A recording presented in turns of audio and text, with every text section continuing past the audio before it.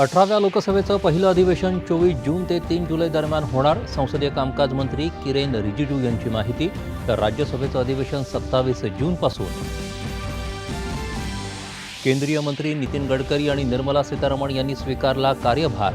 पंतप्रधानांच्या नेतृत्वात देशात जागतिक दर्जाच्या पायाभूत सोयीसुविधा उभ्या राहतील. नितीन गडकरी.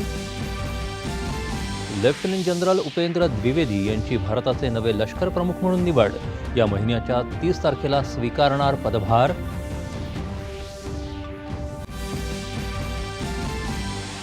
आंध्र प्रदेशचे मुख्यमंत्री म्हणून चंद्राबाबू नायडू यांनी घेतली शपथ. पंतप्रधान नरेंद्र मोदी, केंद्रीय गृहमंत्री अमित शहा आणि अनेक मान्यवरांची शपथविधी सोहळ्याला उपस्थिती. ओदिशाचे नवे मुख्यमंत्री म्हणून भाजपा नेते मोहन मांझी आज त्यांच्या मंत्रिमंडळासह घेणार शपथ.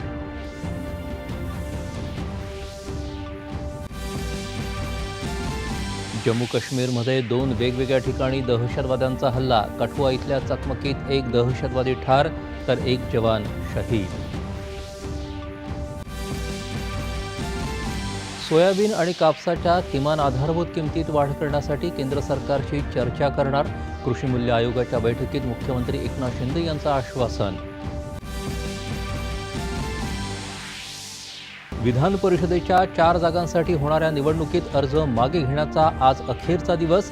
येत्या 26 जून रोजी होणार मतदान. ज्येष्ठ संगीतकार प्यारेलाल रामप्रसाद शर्मा यांना राष्ट्रपतींच्या वतीनं राज्य शासनामार्फत पद्मभूषण पुरस्कार प्रदान. T20 विश्वचषक क्रिकेट स्पर्धेत आज भारत आणि अमेरिका यांच्यात लढत.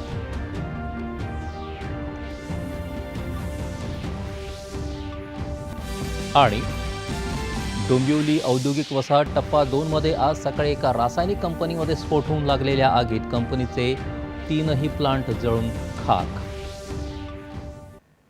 नमस्कार, एकच्या बातमीपत्रात